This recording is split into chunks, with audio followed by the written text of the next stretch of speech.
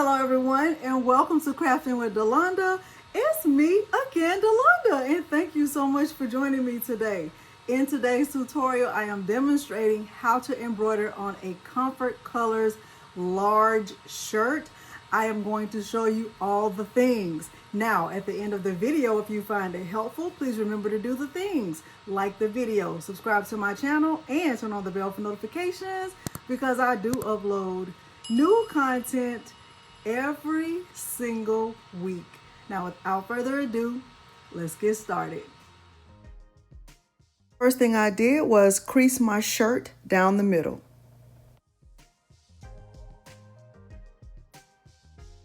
I am doing something that I have not done before. I am going to use two different pieces of stabilizer. I'm using infusible mesh, and I'm going to use a piece of tearaway stabilizer on the back. Now, I have not tried this, but we shall see how this turns out because I don't want that big square in the middle of my shirt.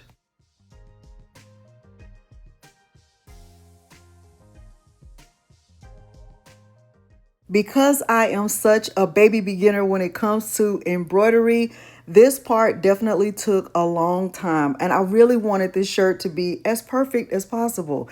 So I just kept trying until I found the exact right setting that would work for me. Now, everything that I could find online did not work. The recommended suggestions did not work for what I was trying to do.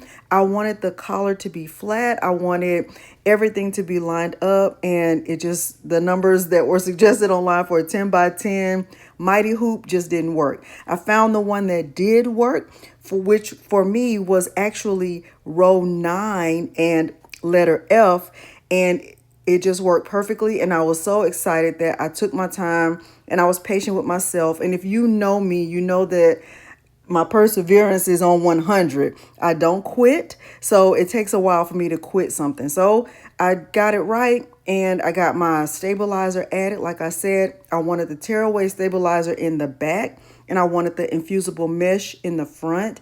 I got it placed there, and I got my shirt lined up, and then it was time to move over to the embroidery machine.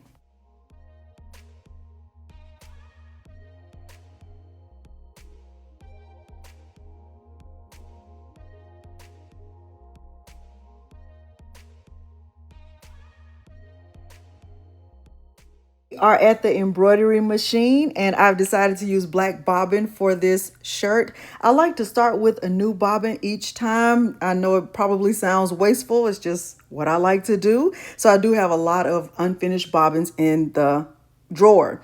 What I'm going to do here is just establish the colors, finalize them, make sure they match what is on the screen for the most part.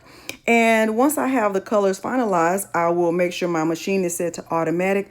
I don't need it to stop in between each color because I don't plan to sit and babysit the machine.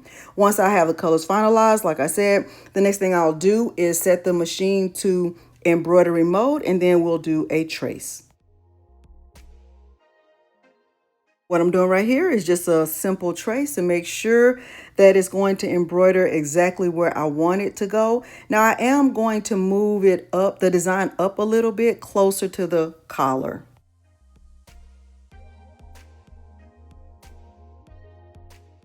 Here I'm doing a second trace with the first presser foot held down just to make sure that I'm in a safe zone, because I did, like I said, move the design up a little bit. I wanted it to be a little closer to the collar.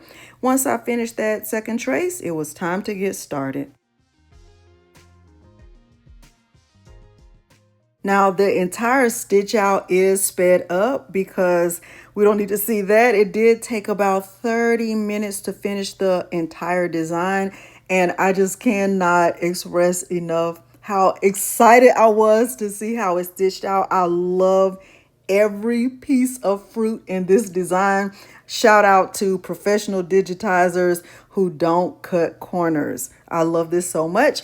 I'll make sure this is sped up, but I'll let you enjoy a part of this process.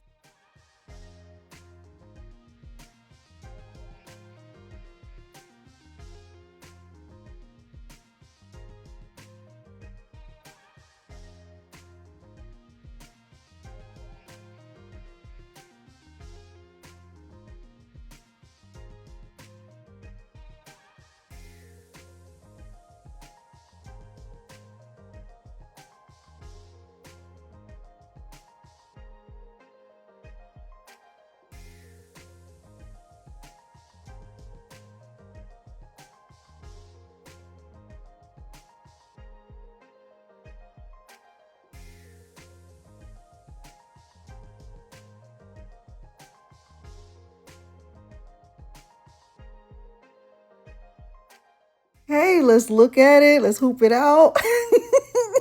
It looks so good to me. Oh my gosh. Okay, so now I just need to clean it up a little bit and remove that tearaway stabilizer from the back.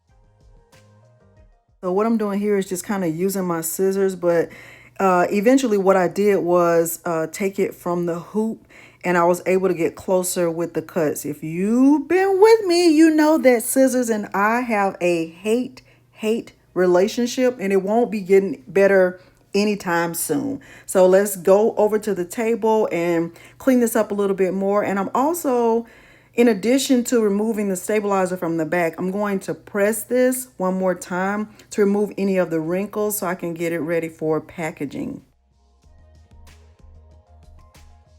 If you could actually hear me, you would know just how excited I am. And I don't know if you can see on the left side of the screen, my Cricut is actually doing a little project for me too. So I was kind of working day and night. Shout out to Michael Jackson.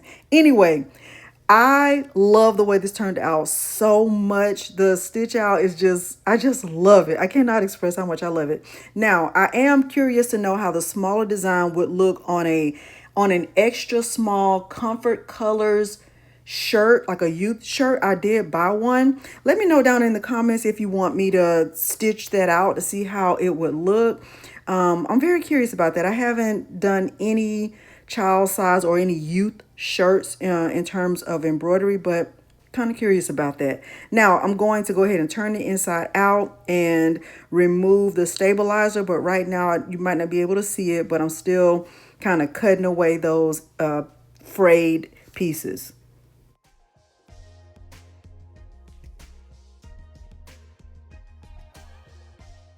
Right, what I'm doing here is just removing that tearaway stabilizer from the back, and once I remove all the big pieces, I will use, what my scissors or weeding tool to get the inside parts of the tearaway stabilizer.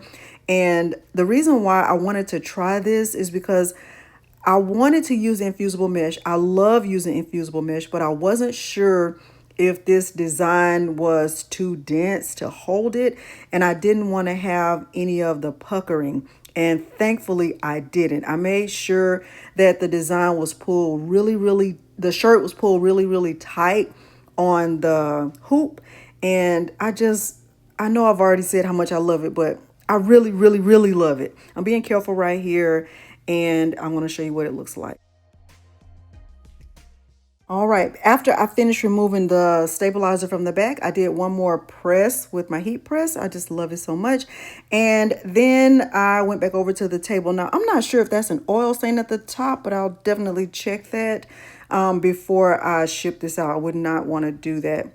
Now, I want to show you what the smaller design looks like. That one is 6 by 6. This one is sized at 8 by 8. Now, with this one, I just used one piece of the cutaway stabilizer, the 3-ounce, and you can see the square in the back. It's a smaller design, but honestly, my kids like it this size. I'm not sure why. Anyway, hopefully you did find this helpful. If you did, please remember to do the things. Like the video, subscribe to my channel, and turn on the bell for notifications because I do upload new content every single week. Thank you so much for joining me today, and thanks for watching. Bye.